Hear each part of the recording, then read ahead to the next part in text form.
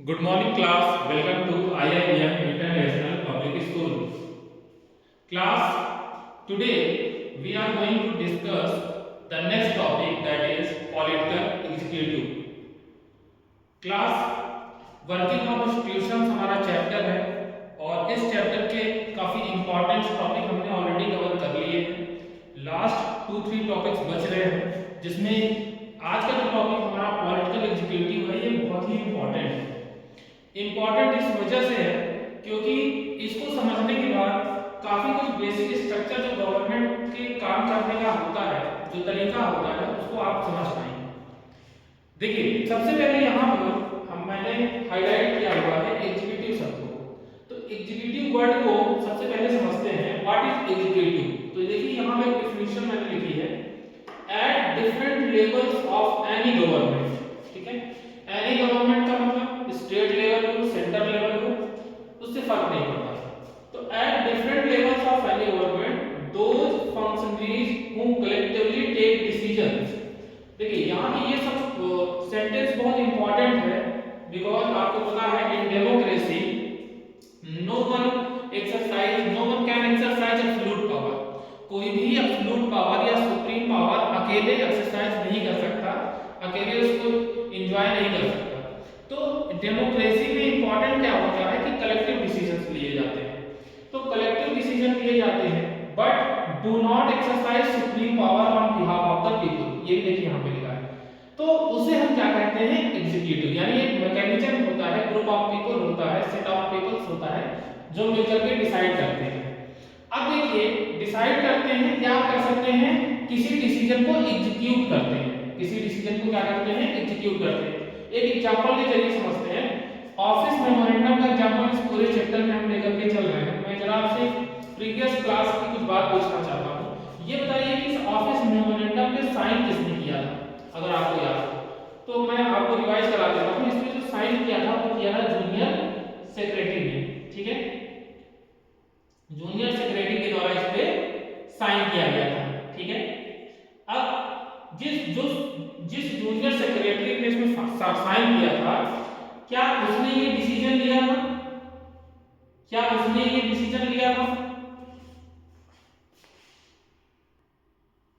तो आप बोलेंगे नहीं, ऐसा नहीं। साइन तो जरूर जूनियर सेक्रेटरी ने किया था बट ये जो डिसीजन लिया गया था, ये डिसीजन लिया गया था किसके जरिए? गवर्नमेंट के जरिए। किसके जरिए? गवर्नमेंट के जरिए। और गवर्नमेंट में कौन होता है? मिनिस्टर्स होते हैं, प्राइम मिनिस्टर्स होते हैं। ठीक है, तो आप यहां पे देखिए कि डिसीजन किसी और का है, एग्जीक्यूट कोई और करा रहा है। ठीक है, तो दैट इज एग्जीक्यूटिव कि कोई डिसीजन जो लिया गया है उसको एग्जीक्यूट यानी उसको फॉलो कोई और करा रहा है। ठीक है, तो देखिए डेमोक्रेसी में अगर हम बात करें, अगर डेमोक्रेसी में हमें एग्जीक्यूटिव समझना है तो ये दो तरीके का होता है।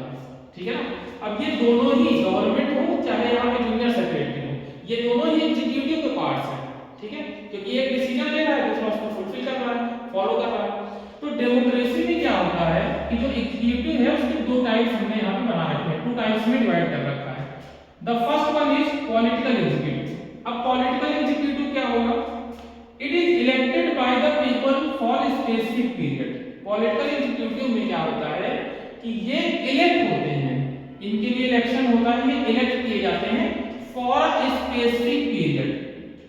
इट मींस कि ये लॉन्गर पीरियड के लिए नहीं होते हैं, स्पेसिफिक यानी शॉर्ट पीरियड के लिए। जैसे मैं एग्जांपल हूं, हमारे यहाँ जो लोकसभा के चुनाव होते हैं, जो प्राइम मिनिस्टर का इलेक्शन होता है, उसमें प्राइम मिनिस्टर कितने साल के लिए चुना जाता है? तो आप कहेंगे सर 5 इयर्स के लिए।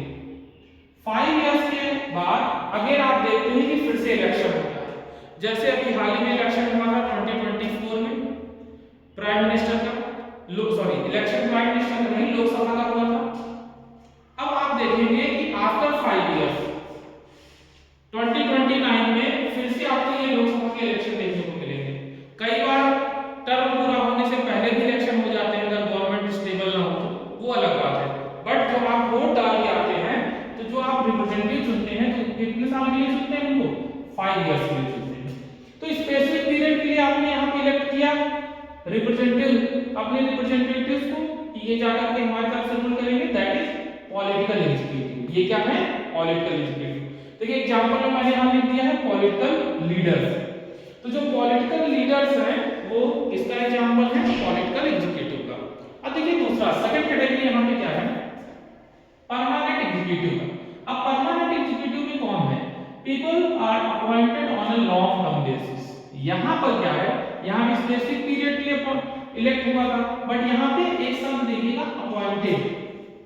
दे are not elected, they are appointed.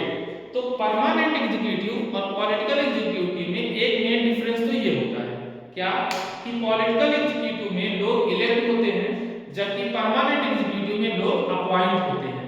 तो जो इलेक्ट होते हैं वो स्पेसिफिक पीरियड के इलेक्ट होते हैं, दोबारा उन्हें इलेक्ट होकर आना पड़ता है। अगर इलेक्ट होकर के आ गए तो रिमेन वो पॉलिटिकल एग्जीक्यूटिव में बने रहते हैं, अगर नहीं आ पाए तो उनको वहां से एग्जिट करना पड़ता है। बट परमानेंट एग्जीक्यूटिव में ऐसा नहीं है। परमानेंट एग्जीक्यूटिव में आप देखिए कि पीपल लॉन्ग टर्म के बेसिस पे अपॉइंट किए जाते हैं। एग्जांपल जैसे सिविल सर्वेंट, ठीक है, जो सिविल सर्विस है, सिविल सर्वेंट है, सपोज दैट जो आईएएस पीसीएस आप लोग जानते होंगे, आईपीएस जानते होंगे, ये सब सिविल सर्वेंट कहलाते हैं। क्योंकि देखिए यहाँ पे ये जो जूनियर सेक्रेटरी है जिसने इस पे साइन किया है, ये कोई आईएएस ही तो होगा। आईएएस का एग्जाम यूपीएससी क्वालीफाई करके फिर आगे चल करके जूनियर सेक्रेटरी बना होगा। तो ये क्या होगा? ये सिविल सर्वेंट है, यानी ये परमानेंट एग्जीक्यूटिव का पार्ट है। जबकि ये जो डिसीजन लिया गया सरकार के द्वारा, तो जो गवर्नमेंट में लोग हैं वो क्या हैं? वो पॉलिटिकल लीडर्स हैं, इट मींस वो पॉलिटिकल एग्जीक्यूटिव है। ठीक है, अब आप देखिए जरा, यहाँ पर मैंने एक लाइन लिखी है। लाइन क्या लिखी है? इंपॉर्टेंट, इसको हाईलाइट क्या है? Political executive in much larger, greater का साइन है, डबल साइन बना दिया है। इसका मतलब अगर हम पावर में कंपैरिजन करते हैं तो हम देखते हैं कि पॉलिटिकल एग्जीक्यूटिव के पास नॉन पॉलिटिकल एग्जीक्यूटिव की अपेक्षा ज्यादा पावर होती है। अब इसको आप ऐसे समझिए, मान लीजिए कि यहाँ पर ये जो ऑफिस मेमोरेंडम है, इसके रेस्पेक्ट में जूनियर सेक्रेटरी के पास ज्यादा पावर होगी या इसके मिनिस्टर के पास या प्राइम मिनिस्टर के पास? कोई भी अगर सपोज दैट हमने इंडस्ट्री ली फाइनेंस मिनिस्ट्री, फाइनेंस मिनिस्ट्री, ठीक है, तो अब बताइए फाइनेंस मिनिस्ट्री में सबसे दो पार्ट लेते हैं। एक पॉलिटिकल एग्जीक्यूटिव होगा जो इसका मिनिस्टर होगा, जो फाइनेंस मिनिस्टर होगा वो कौन होगा? पॉलिटिकल एग्जीक्यूटिव होगा। और एक होगा जो इसका सेक्रेटरी होगा, एक इसका क्या होगा? सेक्रेटरी होगा। तो जो सेक्रेटरी है वो क्या है? परमानेंट एग्जीक्यूटिव है। अब आपको पता है कि ये जो सेक्रेटरी है, ये जाहिर सी बात है ये आईएएस होगा, यानी ये बहुत पढ़ा लिखा होगा, कॉम्पिटिटिव एग्जाम देकर के क्वालिफाई किया होगा। और ये जो मिनिस्टर है ये कोई गारंटी नहीं है कि ये पढ़ा लिखा होगा। ठीक है, हो सकता है कि बहुत कम पढ़े लिखे हो सकता है कि, क्योंकि देखिए इलेक्शन लड़ने के लिए कोई क्वालिफिकेशन की तो जरूरत होती नहीं है कि आप क्वालिफाई होंगे तो ही इलेक्शन लड़ पाएंगे, तो ऐसा नहीं होता है। ठीक है, अनपढ़ अगर व्यक्ति है तो वो भी इलेक्शन लड़ पाता है। तो अगर मान लीजिए ये जो मिनिस्टर बने हैं तो ये मिनिस्टर लोगों के वोट से बने हैं। किससे बने हैं? लोगों के वोट से। अब इनके पास फाइनेंस की कोई जानकारी नहीं है, इनके पास फाइनेंस की सारी जानकारी है, बट ये केवल क्या कर सकते हैं? ये केवल वो रास्ता बता सकते हैं। जैसे फाइनेंस का पैसे का इधर उधर करना है कि पैसा कितना आया कितना खर्च हुआ, तो ये सारी बातें ये डिसाइड करेंगे। बजट बनाना है तो ये बनाएंगे, सारी बातें बनाएंगे। लेकिन मिनिस्टर क्या करेगा? मिनिस्टर उस पर फाइनल डिसीजन लेगा कि ये काम करना है या नहीं। वाइल जब वो इस मिनिस्टर को इसके बारे में कोई जानकारी नहीं है कि फाइनेंस मिनिस्ट्री किस तरीके से काम करती है, यहाँ पे क्या होता है, या फाइनेंस इसको कोई जानकारी नहीं है, फिर भी डिसीजन यही लेगा। ठीक है ना? क्यों? इसीलिए मैंने यहाँ पे लिखा कि पॉलिटिकल एग्जीक्यूटिव के पास ज्यादा पावर होती है नॉन पॉलिटिकल एग्जीक्यूटिव। अब ऐसा सिस्टम क्यों बनाया गया? अभी आपको लग रहा है यार ये तो बहुत बेकार सिस्टम है, ऐसा नहीं होना चाहिए। अगर कोई व्यक्ति ज्यादा पढ़ा लिखा है तो उसको ज्यादा जानकारी है तो उसको डिसीजन लेना चाहिए, बट ऐसा नहीं होता।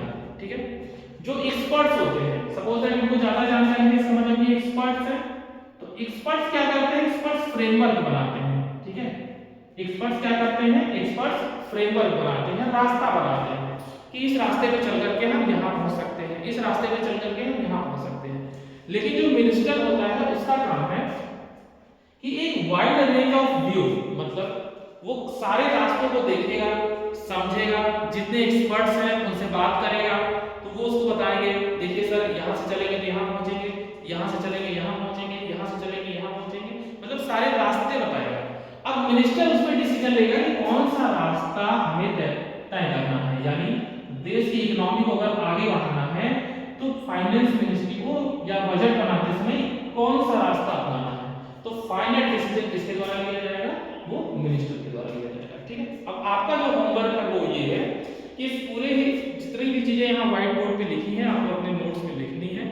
उसके बाद आपको क्या करना है, आपको इस चीज को और एग्जामिन करना है, जो मैंने यहाँ पे लिखा है कि political executive is greater than non political executive. तो आखिर ऐसा सिस्टम क्यों बनाया गया है जिसमें पॉलिटिकल एग्जीक्यूटिव को ज्यादा पावर दी गई है नॉन पॉलिटिकल एग्जीक्यूटिव से। ठीक है, तो ये भी आपको फाइंड आउट करना है बुक से और अपने कॉपी में लिखना है। जब भी आपका स्कूल खुलेगा ये सारी चीजें आपकी चेक होगी। ओके, तो